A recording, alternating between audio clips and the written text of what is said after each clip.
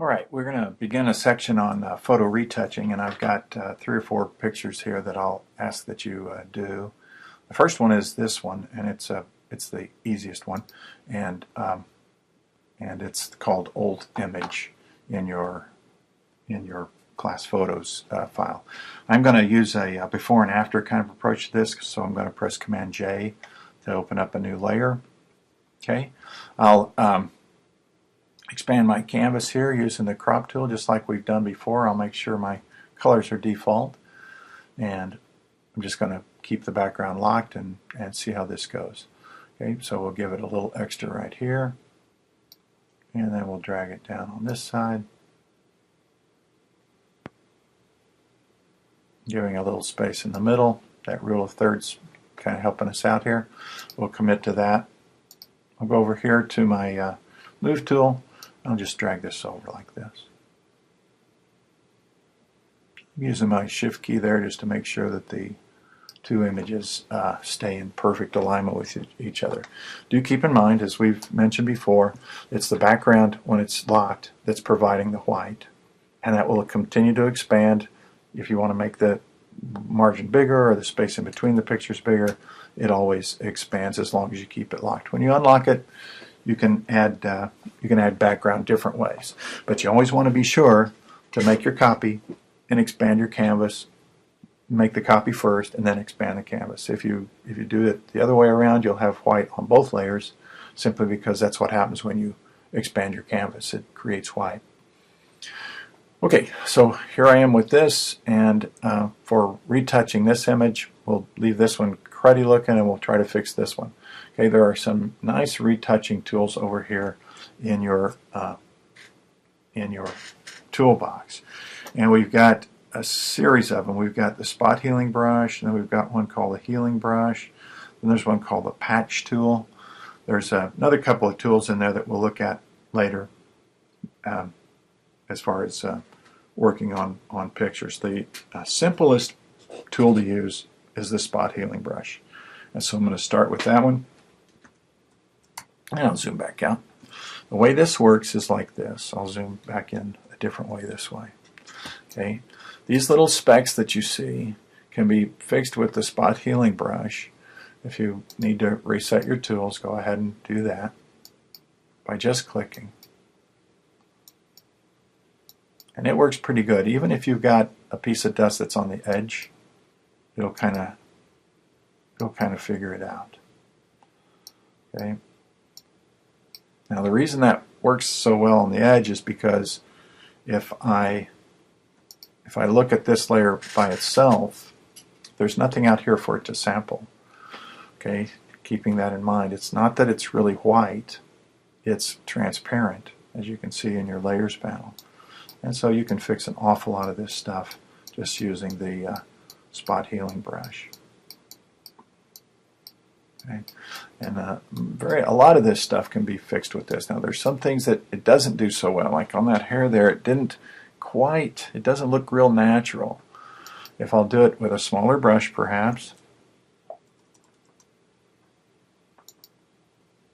it might fix and in an acceptable way.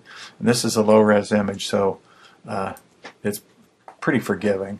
But out here where it's surrounded by a solid tone, the spot healing brush works very well.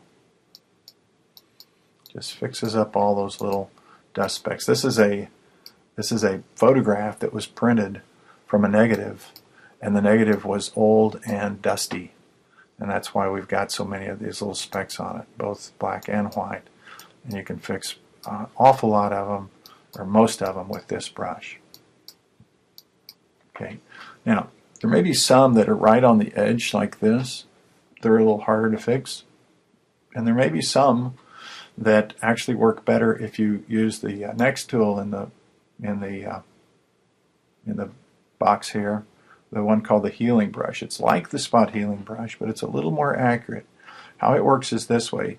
You option and click and sample a spot where it's good, and then you just carry it over and heal it that way.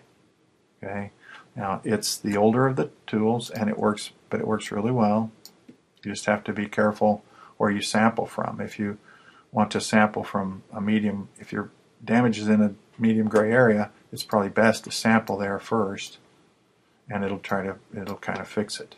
Now, it is possible to create new problems with this tool, so you just have to kind of watch what you're doing, but try both of them. Option, and then click on the spot, and if you see that it didn't fix it real well, just undo with Command Z and try it again. Maybe by kind of creeping up on it in a different way. You know, kind of sampling from a new spot sometimes will work. Okay, now problems like this one are kind of hard for either tool. I'm going to use the spot healing brush here and see what happens. The healing brush, that is, and you can see that it kind of doesn't do very well. I'll go back to the spot healing brush and see what it does here. And it too has a little problem getting that that part to fix. Okay, for some of these you can fix with the regular old paintbrush, but anything that has texture, the paintbrush is not a real good choice. The clone stamp tool might do it though. I'm going to make my brush smaller, and for the clone stamp tool, it's an option click thing, but with it, it's an exact verbatim clone. So I just did something there. Let me see if I can undo. Okay, don't know what that was. I pressed the wrong button, and the universe disappeared. Okay, let's try that clone stamp tool again. Option and click on where it has to fix across two, a dark and a light. If I option and click right here, and then carry it up, and click here, you can see that it fixes it pretty well. Okay, so anything that the spot healing brush and the healing brush won't fix, you can pretty well count on the clone stamp tool to fix. Now let's look at the other one here. Patch tool. Patch tool is a kind of an interesting tool too. It fixes, it'll fix long areas where you have like a long scratch like this. It's a selection tool, and if you just draw a little selection around here and then move it to a new location, it'll fix the whole of a long scratch like that. Now you do have to deselect when you're using the patch tool, and there's actually two ways that it works. There's a source button here and a destination button. And how that works is if you want to fix an existing scratch, if I undo that, you can see that little scratch there. I'll just deselect.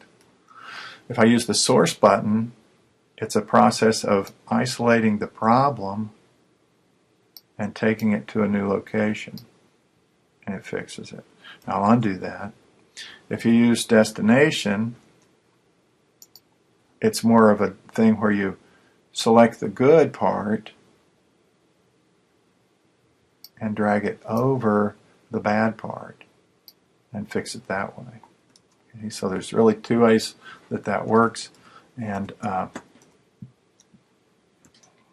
see if I can zoom back out here. There we go. You just have to remember to pick whichever one works there. Now all of these have a add to, a subtract from, and an intersect from option here. But to tell you the truth, I don't really use those all that often. It's usually, for me, it's more of a kind of just a direct process. Now you should feel absolutely welcome to try any of those that you want to try here. Okay, patch tool.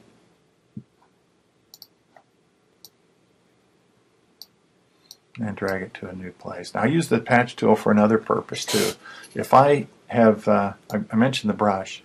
If I try to fix something with the brush is just a painting tool, right? It's painting black right now. If I option and click, it'll paint gray, right?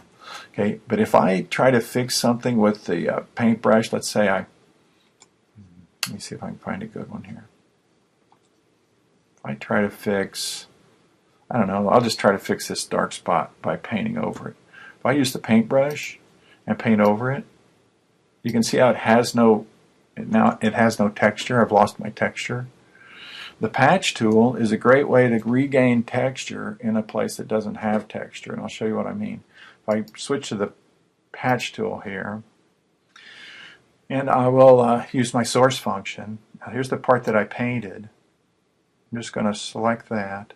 I'm going to drag it now to a place where there is plenty of texture, and it puts texture back into areas that I've painted. Okay, so I use it for that function a lot. I'll just undo that and drag it to a new place that has texture, and you can see that it's added texture back in to that area. Okay, and you can just keep using it that way. Now, the patch tool will also, I don't know if you noticed, but when I drug it over that little white dot, it replicated the dot. So you got to fix the things with the tool that's appropriate for fixing the things. Okay, and you'd have to remember too with the patch tool to deselect. You can sure get yourself into a mess if you forget to deselect, because remember, any selection that you make, that's the only part of the picture that you can correct at that particular time. So you have to remember to deselect after you've been using the patch tool. Otherwise, that's the only part you can fix. You can't fix anything else. Let's continue with the patch tool on some other things here and just see how it works. There's a little spot here on the edge. Let's see what happens if I grab this. Sometimes it does that. It'll absorb or kind of bring in what is behind it. Now, it's not really white. I know it looks like white, but what it really is transparency. And it's sampling the transparency, and it's thinking you're wanting to introduce that into there. Okay, and so it's so you got to be careful with the patch tool on edges. It doesn't really do very well on edges. Better tool for that would be like the spot healing brush that we looked at earlier, and it sort of respects the edges a little bit more. Tight spaces like this you can fix pretty well. Even little pieces like that. You want to stay zoomed in real close here to fix all kinds of stuff around the picture.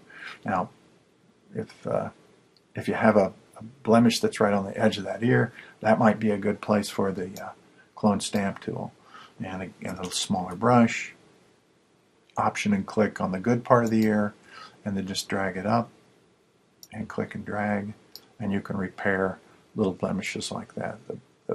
The clone stamp tool will do a multitude of things, and you just have to make sure that you're matching what you're cloning to the part that you're cloning it into. There's another good spot where there's a problem right on that hair. I would option and click here, and then move it over and paint across, and maybe fix it like that. Now, it brought in a little dark from the outside. You could bring some dark back in and maybe fix that like that. Clone stamp tool on an edge. Let's see how it works on the edge. Yeah, it's going to take pixels right outside of the image. Unless you do that command click thing where you isolate the image, then I think it works. If you option and click, it won't go past that edge. Option and click to provide yourself with a selection first. Okay, be careful though. If you switch to the patch tool while you've made that selection, you can pretty much just be prepared for a long wait, because it's going to cause some problems. Okay, be careful. Remember, the patch tool is a selection tool. Okay, it's great for bringing in texture. Okay, anything else that you want to try to fix? I think the only thing that's at all difficult on this is if you're trying to get what looks like a little blemish there on the tie. You can clone in texture using the clone stamp tool, and maybe just find a place where the texture is alike, like maybe right here, option click, and then bring that texture up to here, and maybe fix a little bit of that, what looks kind of brassy and hot there in the middle of the tie, and then maybe here, and fix it that way. Okay, so whatever you can figure out that'll make it look good. Long scratches and things, the patch tool, spot healing for simple dust specks, the healing brush if the spot healing brush won't do it, and then the clone stamp tool if the others won't do it. We also saw that you can use the brush occasionally. Sometimes you can use the brush and just emulate color. If it's flat and it's got no texture, you can fix it with the brush. If you prefer to use the brush and you need the texture back in, follow up with the patch tool. Okay, we'll be looking at this as we go.